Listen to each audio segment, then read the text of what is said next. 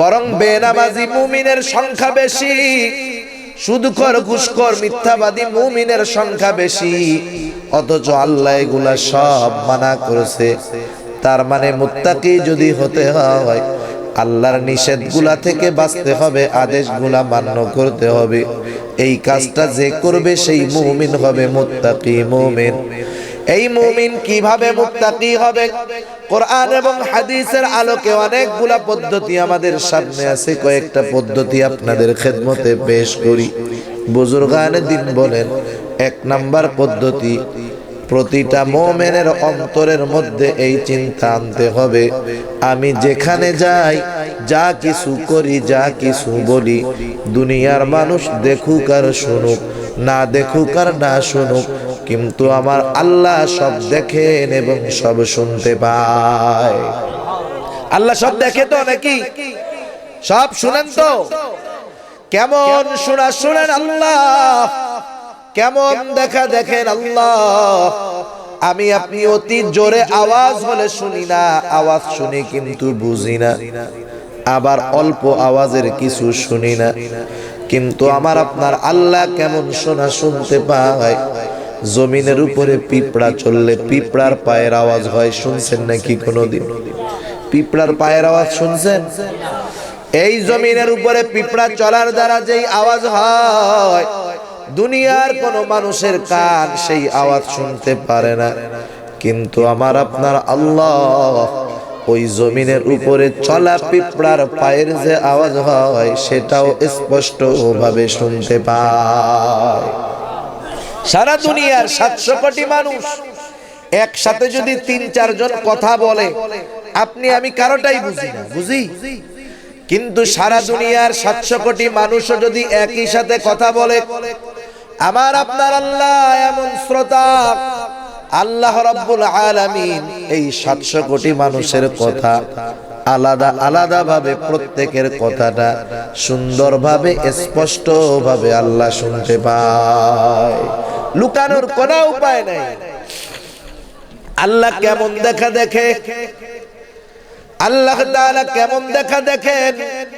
পৃথিবীতে এমন ক্ষুদ্র প্রাণী আছে যেগুলা খালি চোখে দেখা যায় না, দেখার জন্য অনুবীক্ষণ যন্ত্রের প্রয়োজন। এত ক্ষুদ্র প্রাণী আমি আপনি এমনিতেও দেখি না, আলোতেও দেখি না, অনুবীক্ষণ যন্ত্র লাগে।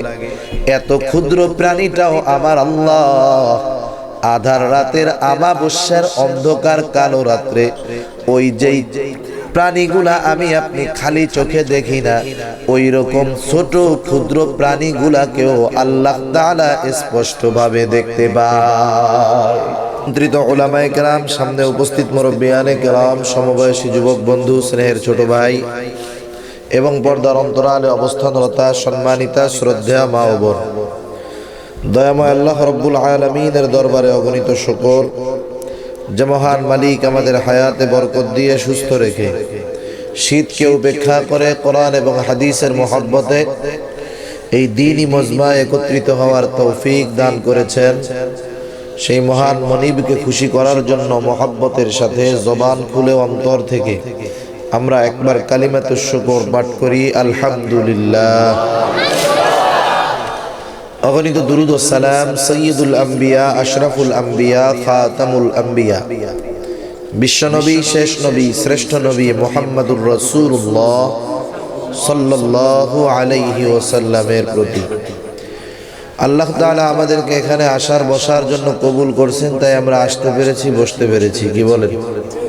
আল্লাহ যদি তৌফিক না দিতেন, এখানে আসার ক্ষমতা আমাদের ছিল, তাহলে এখানে আসার তৌফিক দিলেন কে? আর আল্লাহ রব্বুল আলামিন তাকেই ভালো কাজ করার সুযোগ দেন আল্লাহ যাকে ভালোবাসেন। আল্লাহ তাআলা যদি সুযোগ না দেন, কোনো বান্দা নেকের কাজ করতে পারে না। সম্মানিত সুধী, আল্লাহ সুবহানাহু ওয়া তাআলা পবিত্র কোরআনুল কারীমের মধ্যে বান্দা কোন ভাবে তার জীবনকে পরিচালনা করবে রাসূলুল্লাহ সাল্লাল্লাহু আলাইহি ওয়াসাল্লামের প্র্যাকটিক্যাল আমলের মাধ্যমে আল্লাহ তাআলা আমাদেরকে দেখায় দিয়েছেন পথ। কারণ কোরআন হলো মুত্তাকিনদের জন্য পথ প্রদর্শক। আল্লাহ তাআলা কোরআনুল কারীমের শুরুতেই বলেন আলিফ লাম মিম, এর মূল অর্থ আল্লাহই ভালো জানেন। যালিকাল কিতাবু লা রাইবা ফীহি, যালিকাল কিতাব দ্বারা উদ্দেশ্য হলো আল কোরআনুল কারীম। এই কোরআনুল কারীমের মধ্যে কোনো সন্দেহ নাই, এটা হুদাল্লিল মুত্তাকিন, এটা হলো মুত্তাকিনদের জন্য পথ প্রদর্শক। তার মানে মুত্তাকি, তার জন্য পথ নির্দেশক হলো পবিত্র কোরআনুল কারীম।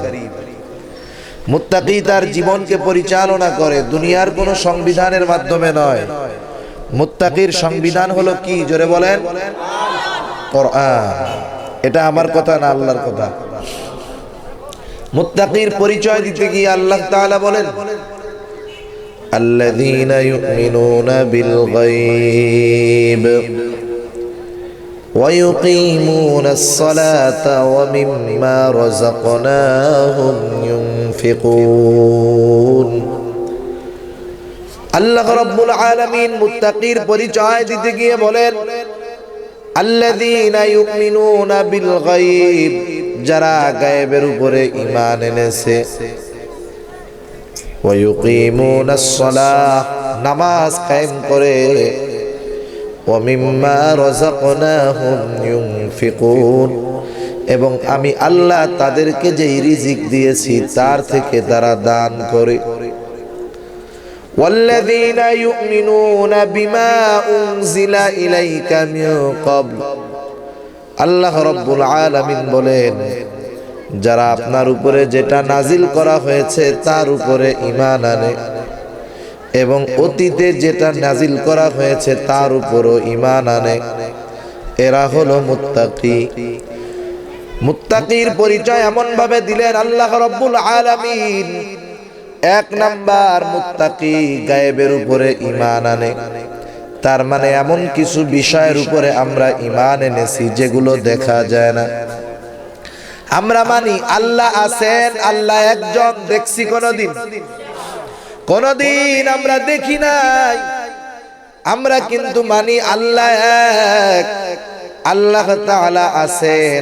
আল্লাহকে যদিও দেখা যায় না, আল্লাহর অস্তিত্ব অবশ্যই আছে। কিন্তু নাস্তিক যে সে আল্লাহ আছে বিশ্বাস করে না, বরং নাস্তিকের বিশ্বাস হলো, আকীদা হলো এই দুনিয়া এমনিতেই সৃষ্টি হয়েছে, আবার এমনিতেই একটা সময় ধ্বংস হয়ে যাবে। এই দুনিয়া প্রাকৃতিক গতিতে চলে, এমনিতেই চলে। আল্লাহ রাব্বুল আলামিন নাস্তিকদের বিশ্বাস যে আল্লাহ বলতে কিছু নাই, নাউযুবিল্লাহ বলেন। নাস্তিকরা বলে স্রষ্টা বলে কোনো কিছু নাই, এটা নাস্তিকদের বিশ্বাস। আর মুত্তাকি বিশ্বাস করে আল্লাহ আছেন একজন, দেখে নাই যদিও, এটা একটা গায়েবের উপরে ঈমান। মুত্তাকি সে কিন্তু জান্নাত দেখে নাই, জাহান্নাম দেখে নাই, বিশ্বাস করে কি করে না। এই রকম অদৃশ্য যত কিছু আছে আল্লাহ বয়ান করেছেন, সব মুত্তাকি বিশ্বাস করে। শুধু বিশ্বাসের মধ্যে সীমাবদ্ধ থাকে না। আল্লাহ তাআলা মুত্তাকির অন্যতম একটি গুণ বলেন আল্লাযীনা ইউকিমুনাস সালাহ। মুত্তাকি নামাজ কায়েম করে, শুধু নামাজ পড়ে একা তা না। ইকামাত শব্দের অর্থ হলো কোন জিনিস দাঁড়া করানো। মুত্তাকি নামাজ কায়েম করে, শুধু একা কায়েম করে বা একা পড়ে এমন না, নিজে পড়ে, নিজের পরিবারকে দিয়ে পড়ায়। যদি তার এই ক্ষমতা, এই সামর্থ্য থাকে, তাহলে সমাজের মধ্যে মুত্তাকি নামাজ প্রতিষ্ঠা করে, ঠিক কিনা বলেন? শুধু তাই নয়, আল্লাহ রাব্বুল আলামিন মুত্তাকিকে যেই রিজিক দিয়েছেন, মুত্তাকি তার থেকে দান করে। এরকম কয়েকটা গুণ আল্লাহ তাআলা বয়ান করেছেন। কোরআনুল কারীমের উপরে ঈমান আনে এবং কোরআনুল কারীমের পূর্বে যত কিতাব আল্লাহ নাজিল করেছেন সবগুলোর উপরে বিশ্বাস করে, এগুলা হলো মুত্তাকি। একটা মুমিন মুত্তাকি হওয়ার আদেশ তো আল্লাহ রাব্বুল আলামিন তাকে বারবার করেছে। আগে আমাকে বুঝতে হবে মুত্তাকি এর স্তর কয়েকটা আছে। এক নাম্বার, তাকওয়া শব্দের অর্থ হলো বিরত থাকা। একটা কাফের যখন ঈমান আনে, কুফরি থেকে বিরত থাকে, এটা হলো তাকওয়ার সর্বনিম্ন স্তর। তাকওয়ার সর্বনিম্ন স্তর হলো কুফরি থেকে ঈমান আনা। কারণ ঈমান আনা এটা হলো মানুষ হিসাবে দুনিয়ার মধ্যে সবচাইতে উত্তম আমল। হযরতে আবু হুরায়রা রাদিয়াল্লাহু তাআলা আনহু হতে বর্ণিত, তিনি বলেন আল্লাহর নবীর কাছে একজন লোক আসলো। রাসূলুল্লাহ সাল্লাল্লাহু আলাইহি ওয়াসাল্লামের কাছে একজন লোক এসে জিজ্ঞাসা করে, ইয়া রাসূলুল্লাহ, আন্না রাজুলান সাআলান নবী সাল্লাল্লাহু আলাইহি ওয়াসাল্লাম আইয়ুল আ'মালি আফদল। জিজ্ঞাসা করে, ইয়া রাসূলুল্লাহ, সবচাইতে উত্তম আমল কোনটি? নবী আমার বলেন, আল ঈমানু বিল্লাহি ওয়া রাসূলিহি, আল্লাহ এবং তার রাসূলের উপরে ঈমান আনা, এটা হলো মানুষ হিসাবে সবচাইতে উত্তম আমল। তাহলে যে বেঈমান ঈমান আনলো সে হলো মুত্তাকিন একেবারে নিম্ন পর্যায়ে। কিন্তু আল্লাহ তাআলা কোরআনুল কারীমের মধ্যে মুমিনকে মুত্তাকি হতে বলছেন, তখন বুঝতে হবে যে মুমিনকে আল্লাহ তাআলা তাকওয়ার সর্বোচ্চ উপরে স্থান অর্জন করতে বলছেন। এজন্য আল্লাহ তাআলা কোরআনুল কারীমের মধ্যে বলেন, ইয়া আইয়ুহাল্লাযীনা আমানুত্তাকুল্লাহ। আল্লাহ তাআলা বলেন, হে ঈমানদারেরা, তোমরা আল্লাহ তাআলাকে ভয় করো। কেমন ভয় করবা? বলে হাক্কা তুকাতিহি, ভয় করার মতো ভয় করো। ওয়ালা তামুতুন্না ইল্লা ওয়া আনতুম মুসলিমুন, এবং পরিপূর্ণ মুসলমান না হয়ে তোমরা মৃত্যুবরণ করো না। এইরকম কোরআনে অনেক জায়গায় আল্লাহ তাআলা মুমিনকে মুত্তাকি হতে বলছেন। এখন বলেন, আল্লাহ যেহেতু আদেশ করেছেন মুমিন মুত্তাকি হও, আমরা প্রতিটা মুমিনের মুত্তাকি হওয়ার দরকার আছে না না? কারা কারা মুত্তাকি হতে চায়? হাত উঁচা করি তো, নারায়ে তাকবীর। আর একটু জবান খুলে কর, নারায়ে তাকবীর। হাত নামান। তাহলে কত গুরুত্ব আল্লাহ মুত্তাকি হতে বলেছেন কোরআনে বারে বার। এখন কেমন করে মুত্তাকি হওয়া যায়, কয়েকটা পদ্ধতি আপনাদের খেদমতে বলি। বুজুর্গানে দ্বীন কোরআন হাদিসের আলোকে আমাদেরকে বাতায় দেন। এক নম্বরে, যদি কেউ মুত্তাকি হতে চায়, মুমিন, আগে বুঝি তাকওয়া কাকে বলে আর মুত্তাকি কে। তাকওয়া কাকে বলা হয়? তাফসীরের মধ্যে আসছে, ফি'লু মা আমারাল্লাহু বিহি তারকু মা নাহা আন। আল্লাহ তাআলা যেটা আদেশ করেছেন সেটা করা, যেটা নিষেধ করেছেন সেটা থেকে বিরত থাকা, এটাই হলো তাকওয়া। আর যেই মুমিন আল্লাহর আদেশ মানে নিষেধ থেকে বিরত থাকে, সেই মুমিন হলো মুত্তাকি মুমিন। আর মুত্তাকি মুমিন ঈমান নিয়ে জান্নাতে যেতে পারবে, এ ব্যাপারে আশা করা যায়। কারণ সমাজে সাধারণত মুমিন হয় দুই প্রকারের। কয় প্রকারের? এক শ্রেণীর মুমিন হয় ফাসিক মুমিন। সমাজে অনেক মুমিন আছে, নামাজ পড়ে না, রোজা রাখে না, হজ করে না, যাকাত দেয় না, মিথ্যা বলে, সুদ খায়, ঘুষ খায়, আছে না নেই? বলেন তো, এইরকম মুমিনের সংখ্যা বেশি না কম? বরং বেনামাজি মুমিনের সংখ্যা বেশি, সুদখোর, ঘুষখোর, মিথ্যাবাদী মুমিনের সংখ্যা বেশি। অথচ আল্লাহ এগুলা সব মানা করেছে। তার মানে মুত্তাকি যদি হতে হয়, আল্লাহর নিষেধগুলা থেকে বাঁচতে হবে, আদেশগুলা মান্য করতে হবে। এই কাজটা যে করবে সেই মুমিন হবে মুত্তাকি মুমিন। এই মুমিন কিভাবে মুত্তাকি হবে? কোরআন এবং হাদিসের আলোকে অনেকগুলা পদ্ধতি আমাদের সামনে আছে। কয়েকটা পদ্ধতি আপনাদের খেদমতে পেশ করি।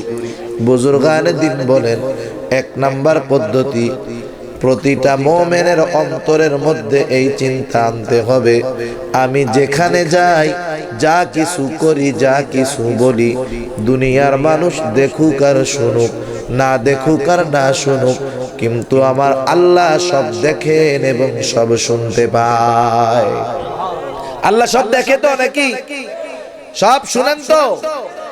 কেমন শোনা শুনেন আল্লাহ, কেমন দেখা দেখেন আল্লাহ।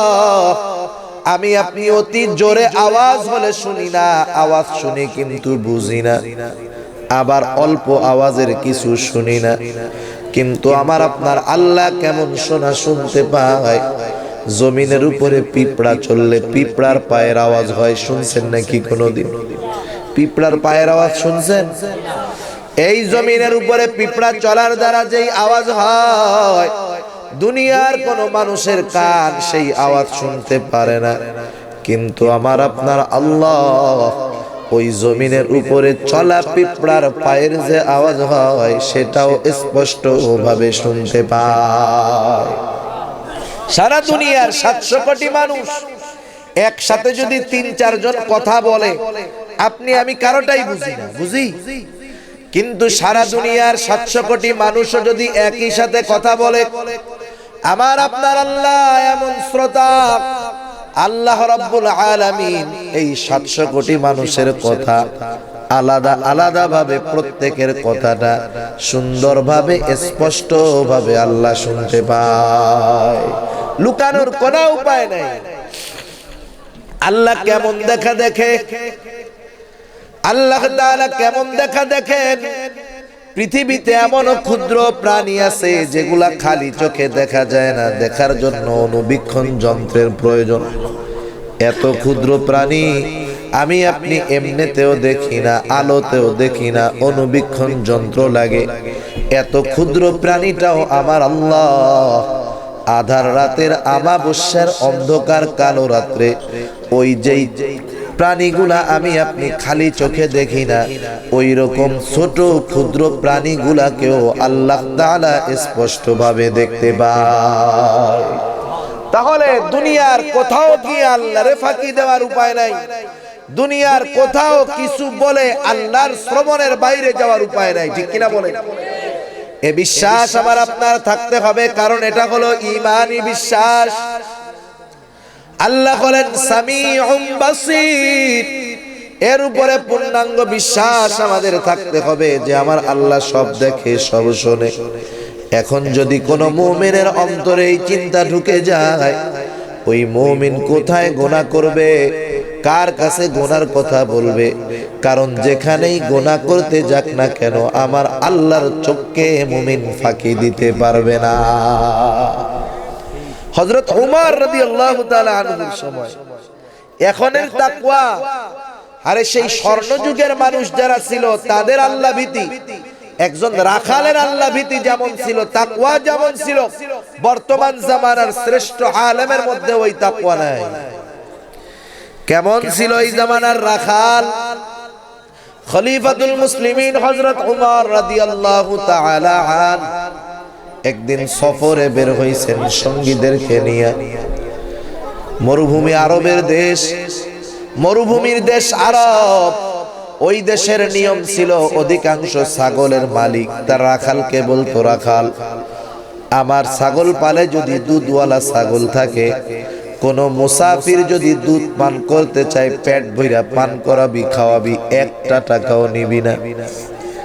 যদি মালিক অনুমতি দিত রাখাল খাওয়াতে পারবে, মালিক অনুমতি না দিলে পারবে না।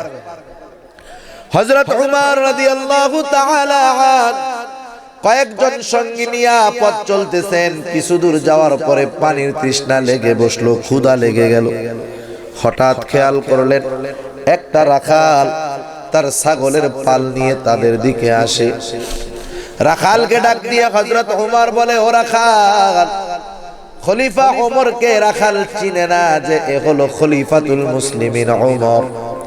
রাখালরে ডাক দিয়ে বলে, ও রাখাল, আমরা তো মুসাফির, তোমার ছাগল পালে যদি দুধওয়ালা ছাগল থাকে আমাদেরকে একটু দুধ পান করাও। রাখাল বলে, ও আগন্তুক মুসাফির, আমারও তো মন চায় তোমাদেরকে দুধ পান করাবো, কিন্তু আমার মালিকের অনুমতি নাই। মালিকের অনুমতি যদি থাকতো আমি তোমাদেরকে দুধ পান করাতে পারতাম। মালিকের কথার অমান্য হওয়ার মতো সুযোগ আমার নাই। হযরত ওমর রাদিয়াল্লাহু তাআলা আনহু বলেন, হায় রে, এত বড় আমানতদার একজন রাখাল। হযরত ওমর রাখালের আমানতদারিতা পরীক্ষা করতে চান। পরীক্ষা করার নিয়তে এবার রাখালকে বলতেছে, ও রাখাল, আমরা তো ক্ষুধার্ত এবং তৃষ্ণার্ত। তুমি একটা কাজ করো, একটা দুধওয়ালা ছাগল আমাদেরকে দিয়ে দাও, আমরা এর দুধ পান করে তৃষ্ণা নিবারণ করব, এটাকে জবাই দিয়ে খেয়ে ক্ষুধা দূর করব। বিনিময়ে ছাগলের কিছু দাম তোমাকে দিয়ে দিলাম। তোমার মালিক যদি জিজ্ঞাসা করে ছাগল কই, তুমি বলবা মরুভূমির প্রাণী ছাগলটা খেয়ে ফেলছে, মরুভূমির হিংস্র প্রাণী খেয়ে ফেলছে। তোমার মালিক বিশ্বাস করবে, কারণ সচরাচর এমন ঘটনা মরুভূমির মধ্যে ঘটেই থাকে। রাখাল মাথায় হাত দিয়া বলে, ইয়া হাদা ফাইনাল্লাহ, হায় রে আল্লাহর গোলাম, আল্লাহ কোথায়, আল্লাহ কোথায়? তুমি হয়তো আমারে ফাঁকি দিতে বলো, আমার মালিক হয়তো আমার কথা বিশ্বাস করবে, কিন্তু আমার আল্লাহর চোখকে তো ফাঁকি দেওয়া যাবে না। রাখাল চলে গেল। হযরত ওমর রাদিয়াল্লাহু তাআলা আনহু বলেন, এই রাখালের মতো মানুষ যতদিন দুনিয়ায় থাকবে ততদিন এই দুনিয়ায় মুসলমানদের বিপর্যয় হবে না। আসেনি রাখালের মতো কেউ, যে যেইখানে পায় সেইখানেই খাওয়ার ধান্দা, ঠিক কিনা বলেন? যে যেই দায়িত্ব পায় সেখান থেকে কেমন করে উপরি ইনকাম করবে এই ধান্দায় থাকে। বুঝতে হবে, যাকে যেই দায়িত্ব দেওয়া হয়েছে এটা তার কাছে আমানত। আপনি আমি যদি মনে করি যে আমার দায়িত্ব দেওয়া হয়েছে আমি যতটুকু বাগায় নিতে পারি, সেই সুযোগ নাই। যে যেই দায়িত্বে আছে ওই দায়িত্বটা তার কাছে আমানত। যদি সেই দায়িত্ব যথাযথভাবে পালন না করা হয়, কিয়ামতের ময়দানে আমানতের খেয়ানতকারী হিসাবে সাব্যস্ত হতে হবে। এমন ছিল তাদের চরিত্র, সর্ব অবস্থায় চিন্তা আমার আল্লাহ দেখে। হযরত ওমর রাদিয়াল্লাহু তাআলা আনহুর আরেকটা ঘটনা মনে পড়ে গেল। খলিফাতুল মুসলিমিন হযরত ওমর রাদিয়াল্লাহু তাআলা আনহু, ওনার অভ্যাস ছিল গভীর রাতে প্রজাদের খবর জানার জন্য ছদ্মবেশে বা বের হতেন রাতের আধারে। একদিন হযরত ওমর চলতে চলতে মদিনার শেষ প্রান্তে চলে গেছে। ওমর সুবহে সাদিকের সময় নিকটবর্তী হয়ে গেছে, মদিনার শহরে ফিরে আসবে ওমর। আসার পথে হঠাৎ দেখতে পেল একটা কুড়ে ঘরের মধ্যে মিট মিট করে আলো জ্বলে। কি ব্যাপার? আগ্রহী ওমর ওই ঘরের কাছে গেল, যায় দেখে ঘরের মধ্যে দুইজন মহিলার গলার আওয়াজ আসতেছে। বুঝতে পারলো এরা হলো মা আর মেয়ে। দুই মা মেয়ের কথোপকথন চলতেছে। মেয়েটা তার মা ওই মেয়েটাকে বলতেছে, ও হে মেয়ে উঠে যাও, সুবহে সাদিক হয়ে গেল, সকাল হয়ে গেল, একটা কাজ করো, ছাগলের দুধ দহন করো। ছাগলেও তো এখন দুধটা কম দেয়, একটা কাজ কইরো, সংসারে অভাব, এই ছাগলের দুধের সাথে একটু পানি মিশিয়ে দিও, কিছু বেশি টাকা পাওয়া যাবে, একটু প্রয়োজন মেটানো যাবে। মেয়েটা বলে, মা তুমি যে দুধে পানি মিশাতে বলো, খলিফা ওমর তো দুধে পানি মিশাতে নিষেধ করেছে। মা বলে, মেয়ে কি বলো বোকা মেয়ে, এই গভীর রাত্রে কোথায় থেকে পাবা খলিফা ওমরকে? দেখো সে হয়তো আরামের বিছানায় ঘুমায়, কোনো চিন্তা নাই, তুমি দুধে পানি মিশাও। মেয়েটা বলে, মা হয়তো খলিফা ওমর জানবে না, দেখবে না, কিন্তু আমার আল্লাহ রব্বুল আলামিনকে কিন্তু ফাঁকি দেওয়া যাবে না। একটা মেয়ে, তার মধ্যে কেমন চিন্তা, গরিব, কেমন চিন্তা, কেমন তাকওয়া, যে হযরত ওমর না জানুক কিন্তু জানবেন কে? এই মেয়েটার কথাগুলা শুনে হযরত ওমর চলে গেছে। পরের দিন সকাল বেলায় মা মেয়েকে ডাকাইছে। রাতের বেলার ঘটনা হলো এই, যখন সকালে খলিফা ডাকাইছে, কলিজা শুকায় গেছে, হায়রে ধরা তো খেয়ে গেছি, আজকে বুঝি সর্বনাশ। কিন্তু এই গরিব দুধওয়ালি মহিলার মেয়ের তাকওয়া হযরত ওমরের এত পছন্দনীয় হয়েছে, হযরত ওমর নিজের ছেলের সাথে দুধওয়ালির মেয়ে বিবাহ দিয়ে দিয়েছে। চিন্তা করেন, এই চিন্তাধারা যদি আমার আপনার মধ্যে আসে, যেই দোকানদার মালে ভেজাল করে সে ভেজাল দিবে, যে ওজনে কম দেয় সে দিবে, যে মিথ্যা বলে বলবে না, বাটপারি সিটিংবাজি করবে না, কারণ চিন্তা করবে দুনিয়ার কেউ জানে না, জানেন কে? আল্লাহরে ফাঁকি দেওয়ার উপায় নাই। এতটুকু বিশ্বাস মানুষের জীবন পরিবর্তন করে দিতে পারে। তাহলে এক নাম্বার পদ্ধতি, আমি যদি মুত্তাকি হতে চাই, আমার অন্তরের মধ্যে দৃঢ়ভাবে এই কথাটাকে গেঁথে নিতে হবে, আমার সব কিছু দেখেন এবং শোনেন আল্লাহ। এরপরে দ্বিতীয় পদ্ধতি, আমরা আল্লাহ তাআলার পক্ষ থেকেই জেনে নিব। আল্লাহ রাব্বুল আলামিন বলেন, ইয়া আইয়ুহাল্লাযীনা আমানুত্তাকুল্লাহ। আল্লাহ তাআলা বলেন, হে ঈমানদারেরা, তোমরা আল্লাহ তাআলাকে ভয় করো। আমরা যদি প্রশ্ন করি, আয় আল্লাহ, কেমন করে আপনাকে ভয় করব, মুত্তাকি হব? আল্লাহ তাআলা জানায় দিয়েছেন কেমন করে মুত্তাকি হওয়া যাবে। এটা আল্লাহর তরফ থেকে বড় একটি দয়া, যে আল্লাহ শুধু আদেশ করেন এমনটা নয়, বরং আদেশ কিভাবে আমলে পরিণত করতে হবে এটাও আমাকে আপনাকে আল্লাহ তাআলা জানায় দেয়। বোঝানোর জন্য বলি, মনে করেন একটা ছেলে জীবনে আপনাদের এই পূর্ব মশরিয়া এলাকা ছেড়ে কোনোদিন কোথাও যায় নাই। আপনি সকালবেলায় উঠেই ছেলেটারে বললেন, বাপ তোমারে কালকে সকালে ঢাকা যেতে হবে। ছেলেটা কয়, বলেন কি চাচা, আমি তো জীবনে কোনোদিন ঢাকায় যাই নাই, কেমনে যাব, আমি চিনি না, আমি এটা পারবো না, ভয় পেয়ে গেছি। এবার লোকটা বলে, বেটা এত ভয় পাই কেন? এখান থেকে সিএনজিতে তোমাকে একবারে পৌঁছে দিয়ে আসা হবে মৌলভীবাজার এনার কাউন্টারে। ওখানে টিকিট কাটবা, গাড়িতে উঠবা, সর্বশেষ গাড়ি যেখানে নামায় দিবে ওখানে গেলেই হবে। এখন বলেন, প্রথম যখন ছেলেটারে আদেশ করা হলো, ঢাকা যাওয়া যেমন কঠিন ছিল, কিন্তু যাওয়ার রাস্তা যখন বলে দেওয়া হলো, কঠিন আছে না একটু কমছে? সহজ হয়ে গেছে, এখন সহজ। আল্লাহ তাআলা তো বান্দার প্রতি দয়াশীল, এই জন্য আল্লাহ শুধু আদেশ করেন এমনটা নয়, বরং আদেশ কিভাবে আমলে পরিণত করতে হবে সেটাও বলে দেন কে? আল্লাহ বলে দেন। আল্লাহ রাব্বুল আলামিন যত আদেশ করেছেন, সব আদেশগুলো আমলে পরিণত করার সাধারণত দুইটা পদ্ধতি হয়ে থাকে। কয়টা পদ্ধতি? এক নাম্বার পদ্ধতি হলো, আল্লাহ তাআলা যেমন কোরআনুল কারীমের মধ্যে বলেছেন নামাজের কথা। নামাজ তো এমন একটা ইবাদত, আল্লাহর নবী বলেন, আস-সালাতু ইমাদুদ্দিন, মান আকামাস সালাতা ফাকাদ আকামাদ-দ্বীন, তারাকাহা ফাকাদ হাদামাদ-দ্বীন। নামাজ হলো দ্বীনের স্তম্ভ। যে নামাজ পড়লো সে নামাজ কায়েম করলো, যে নামাজ কায়েম করলো সে দ্বীন কায়েম করলো, যে নামাজ ছেড়ে দিল সে দ্বীন ধ্বংস করলো। এমন একটা গুরুত্বপূর্ণ ইবাদত আল্লাহ তাআলা কোরআনুল কারীমের মধ্যে প্রায় ৮২ জায়গায় নামাজের কথা বলছেন। এখন আমি আপনি যদি চিন্তা করি, সারা দুনিয়ার মুফাসসির সাহেবদেরকে বলি, ও মুফাসসিরেরা, আপনাদের উপরে দায়িত্ব হলো, যেই নামাজের আদেশ কোরআনুল কারীমের মধ্যে আসছে, শুধুমাত্র কেবলমাত্র এই কোরআন থেকে, নবীর হাদিস সুন্নাত সিরাতের দিকে যাওয়া যাবে না।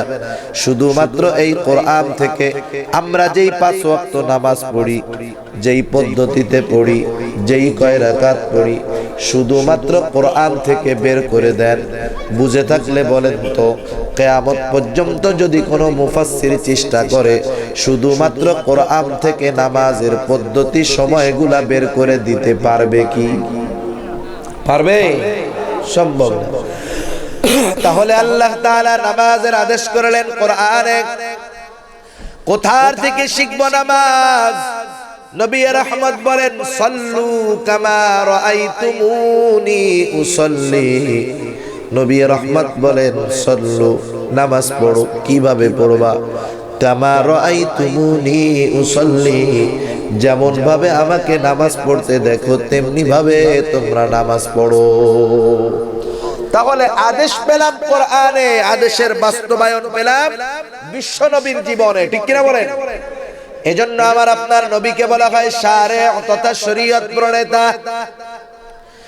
মা আয়েশা সিদ্দিকা রাদিয়াল্লাহু তাআলা আনহার কাছে মানুষেরা এসে জিজ্ঞাসা করে, ও আয়েশা, আল্লাহর নবীর চরিত্রের ব্যাপারে আমাদেরকে কিছু বলো। আয়েশা সিদ্দিকা রাদিয়াল্লাহু তাআলা আনহা বলতেন, তোমরা কি কোরআন পড়ো নাই? তারা বলতো হ্যাঁ পড়েছি। তাহলে শুনে নাও, কানা খুলুকুহুল কোরআন, আমার নবীর চরিত্রটাই হলো কোরআন। তাহলে আমরা আল্লাহর আদেশের বাস্তবায়নের একটা পদ্ধতি পাই আল্লাহর নবীর জীবনে, ঠিক কিনা বলেন? আর এক পদ্ধতি হলো আল্লাহ যেখানে আদেশ করেছেন তার আশেপাশেই বলে দেন, গরম পানি দিয়ে। আল্লাহ যেখানে আদেশ করেন তার আশেপাশেই বলে দেন কিভাবে আদেশটাকে বাস্তবায়ন করতে হবে। যেমন আল্লাহ বলেন, ইয়া আইয়ুহাল্লাযীনা আমানুত্তাকুল্লাহ, আল্লাহ বলেন হে ঈমানদারেরা তোমরা আল্লাহ তাআলাকে ভয় করো। আমরা প্রশ্ন করলাম, আয় আল্লাহ কেমন করে আপনাকে ভয় করব তথা মুত্তাকি হব? আল্লাহ তাআলা বলেন, ওয়াকুনু মা'আস সাদিকিন, তোমরা সত্যবাদীদের সঙ্গী হয়ে যাও, ভালো মানুষের সঙ্গী হও, মুত্তাকির সঙ্গী হও। যদি ভালো মানুষের সঙ্গী হতে পারো তাহলে তোমরাও মুত্তাকি হতে পারবা। সুবহানাল্লাহ। যেমন ড্রাইভারের সাথে যখন কিছুদিন ওই হেল্পার কাজ করে, ড্রাইভারের সাথে থাকতে থাকতে ও এক সময় পাক্কা ড্রাইভার হয়, ঠিক কিনা বলেন?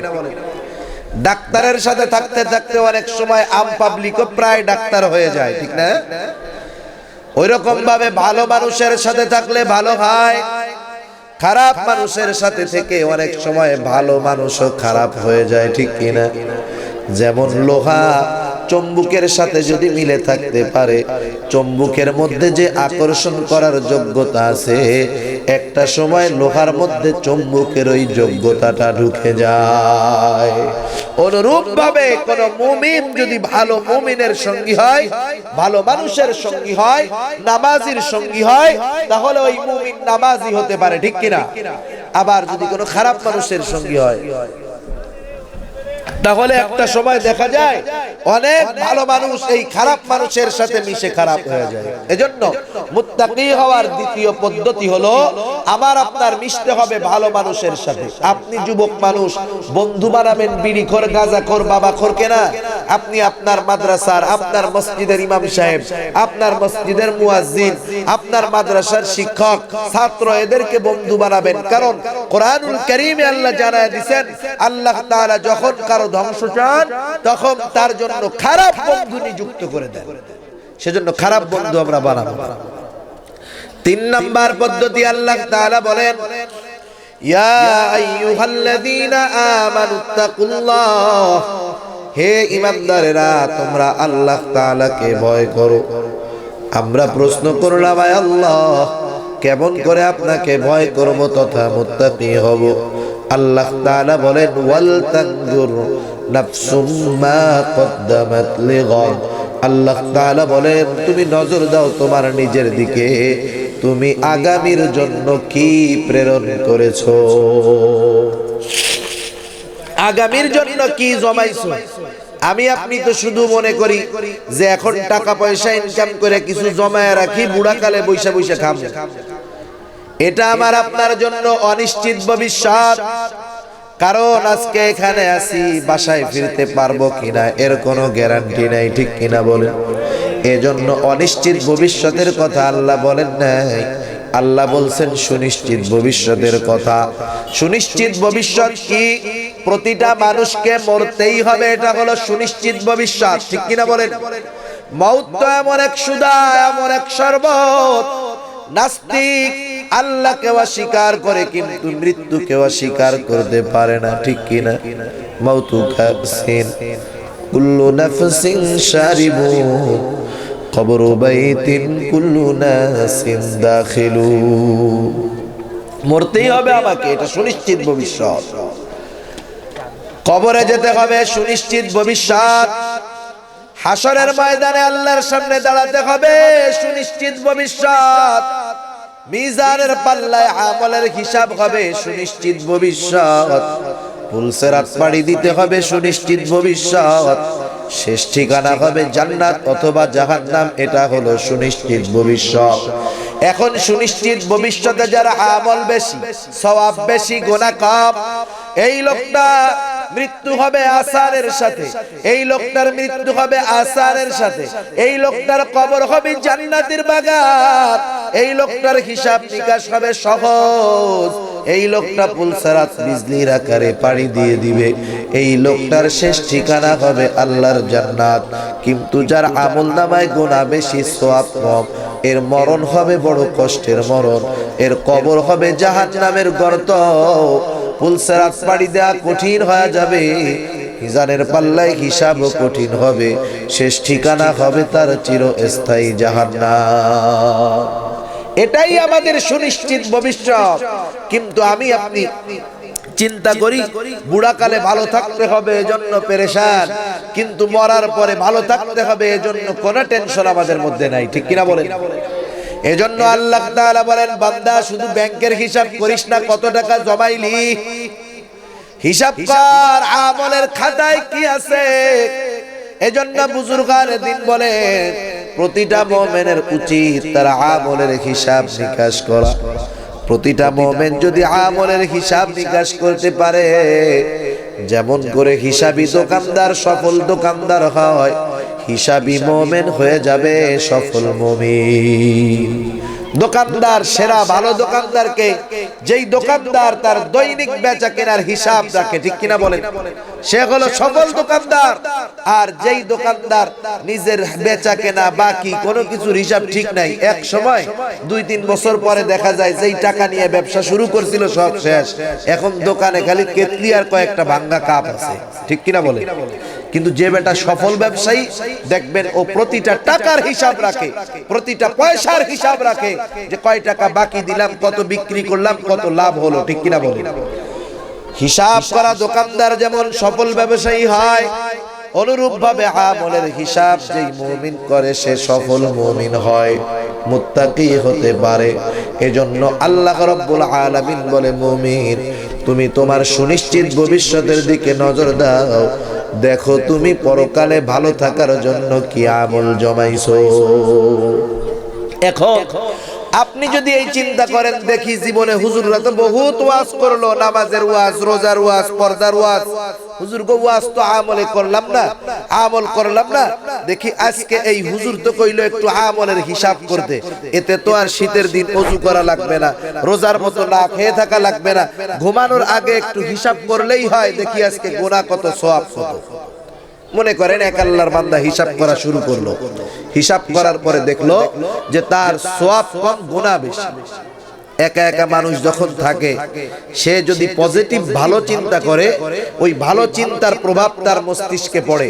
একা একা মানুষ যখন থাকে, সে যদি খারাপ চিন্তা করে, খারাপ প্রভাব তার অন্তরের মধ্যে আসে। এটা খেয়াল করে দেখবেন, আপনি একা একা শুয়ে আছেন, কবরের চিন্তা করেন, হাসরের চিন্তা করেন, দেখবেন দিলটা নরম হয়ে যায়, ঠিক কিনা?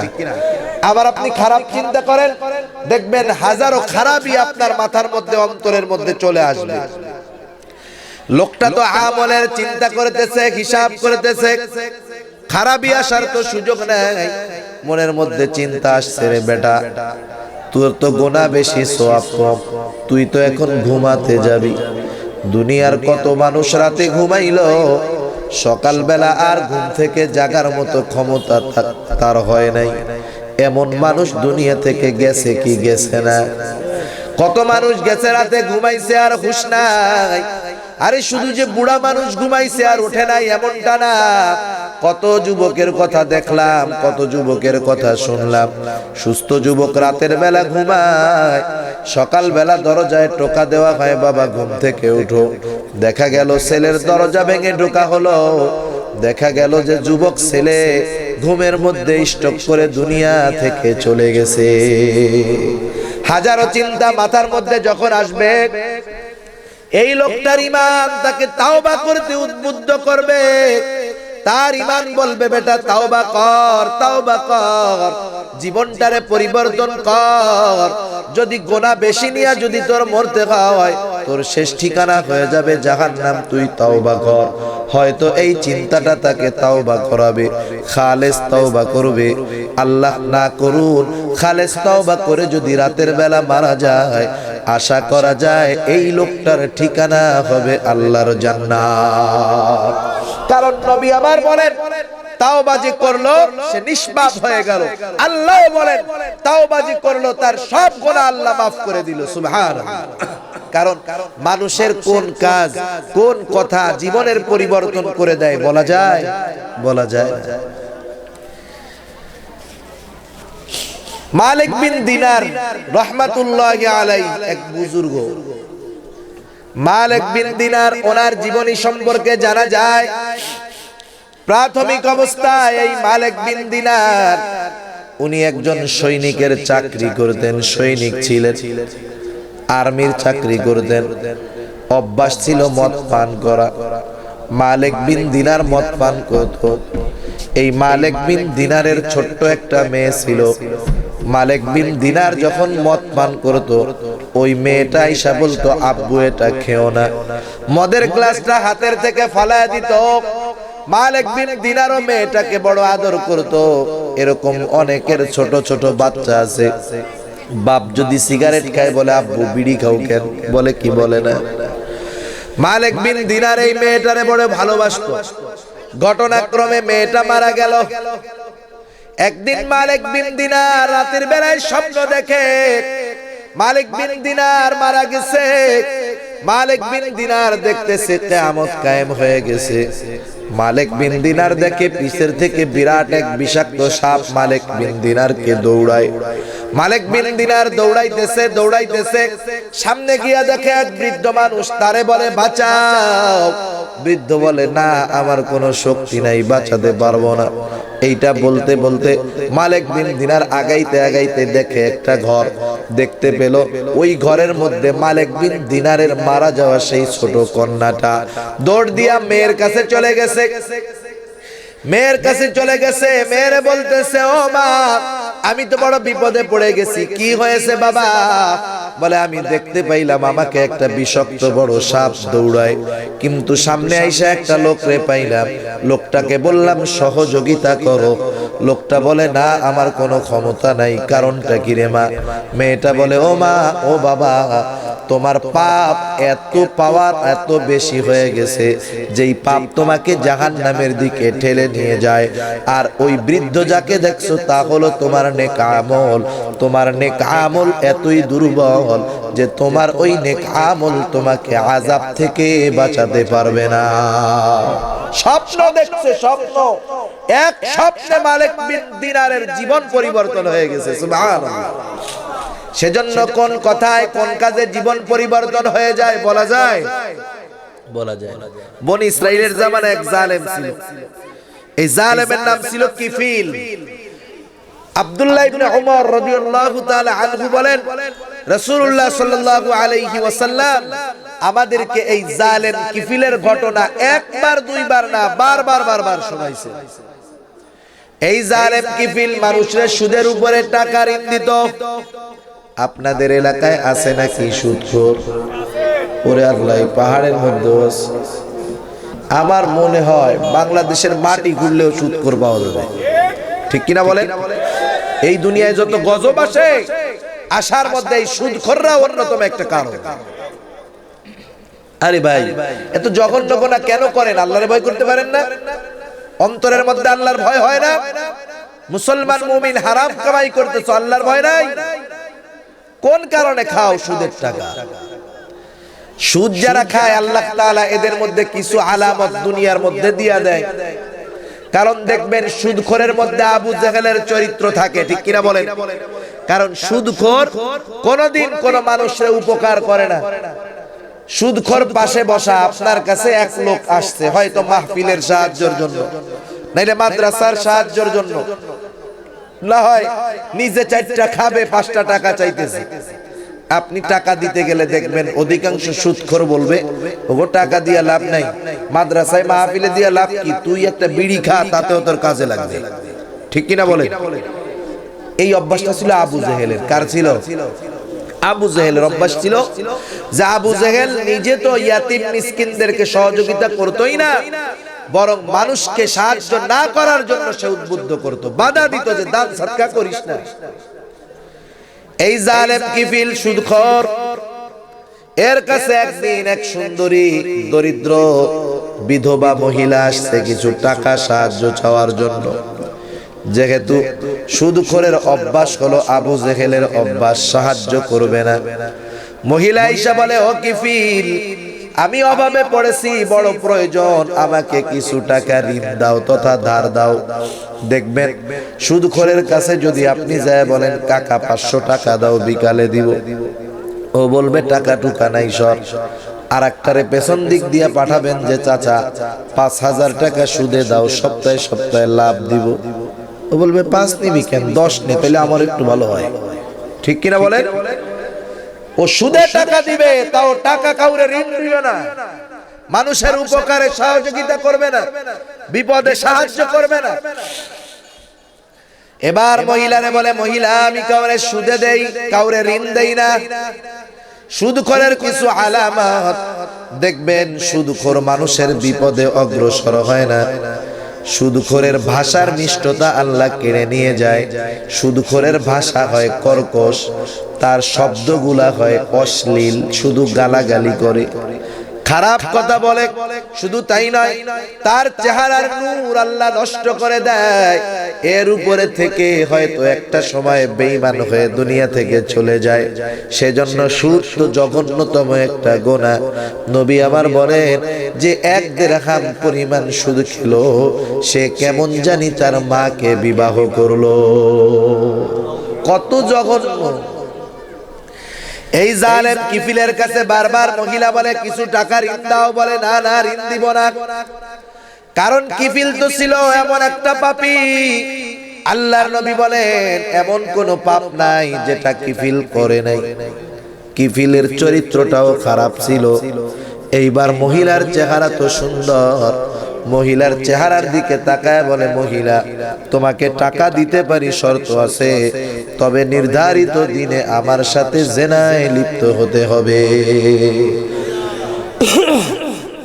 মহিলা কিফিলের কথা মাইনা শর্তে রাজি হয়ে টাকা নিয়ে গেল। আল্লাহর নবীর হাদিস, কাদাল ফাকিরু আন ইয়াকুনা কুফরা, দারিদ্রতা মানুষকে কুফরি পর্যন্ত পৌঁছায় দেয়। দারিদ্রতার কারণে বাংলাদেশে অহরহ হাজার হাজার নয়, লক্ষ লক্ষ মানুষ হয়তো খ্রিস্টান ধর্মের দিকে চলে যাচ্ছে। একবারে উত্তর অঞ্চলের শেষ দিকে আর একেবারে পার্বত্য অঞ্চলের শেষ দিকে গরিব মানুষগুলার অভাবের সুযোগ নিয়ে অনেক খ্রিস্টানেরা এদেরকে সেবা এবং কিছু সুযোগ সুবিধা, টাকা পয়সা দিয়ে এদের ঈমান কিনে এদেরকে বানাচ্ছে ঈসাই মুসলিম, কাদিয়ানীরা বানাচ্ছে আহমদি মুসলিম। নাম সব ঠিক আছে, আমল ঠিক আছে, আপনার আমার সব ঠিক আছে, কিন্তু প্রতিটা ধর্মের কিছু মৌলিক বিশ্বাস আছে। কথা বুঝতেছেন? এই মৌলিক বিশ্বাসগুলার কোন একটা যদি কেউ অবিশ্বাস করে, তার ঈমান চলে যায়। যেমন দেখেন, খ্রিস্টানদের পদ্ধতি কি, ওরা আপনারে আমারে বলবে না, গরিবদেরকে বলে না যে তোরা নামাজ পড়িস না, রোজা রাখিস না, হজ করিস না, যাকাত দিস না, এগুলা কিচ্ছু বলে না। ওরা বলে, শোন দেখ, তোরাও মুসলমান, আমরাও মুসলমান, তোরাও নবী মুহাম্মদ রে মানস, আমরাও নবী মুহাম্মদ রে মানি, কিন্তু শেষ জামানায় ঈসা আলাইহিস সালাম দুনিয়ায় আসবে, জানো? ওরা তো বলবে, হ্যাঁ হুজুররা ওয়াজ করছে, শুনছি, আসবে। আসবে, কিন্তু শুনে রাখ, নবী হিসাবে আসবে। ঈসা আলাইহিস সালাম কি শেষ জামানায় নবী হিসাবে আসবে? জোরে বলেন। ওরা বলে যে আসবে, ঠিক আছে, তবে নবী তো নবী হিসাবে আসবে।